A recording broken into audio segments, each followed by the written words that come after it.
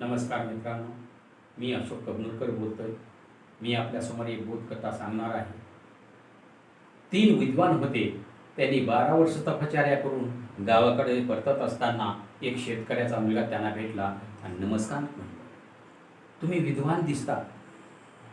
त्या विद्वानानं सांगितलं, हो आम्ही 12 वर्ष विद्या शिकून आलो, आम्ही गावाकडे जात आहोत.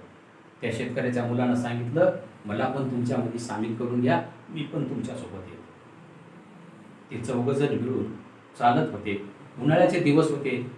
ते थंड सावलीला दुपारच्या टाईमला बसले, जेवण वगैरे केले आणि त्या ठिकाणी हाडाचा सापळा पडलेला होता.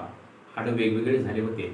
पहिल्या विद्वानानं त्या हाडाचा सापळा तयार केला, तो वाघाचा साचा तयार झाला. दुसऱ्या विद्वानानं त्याच्यात मांस भरलं आणि चमडा तयार केला. तिसऱ्या विद्वानानं त्या वाघाला जिवंत केलं. चौथा जो शेतकऱ्याचा मुलगा होता, आता आपलं काही खरं नाही म्हणून तो झाडावर जाऊन बसला आणि त्या वाघानं त्या 3 विद्वानाला मारून टाकलं.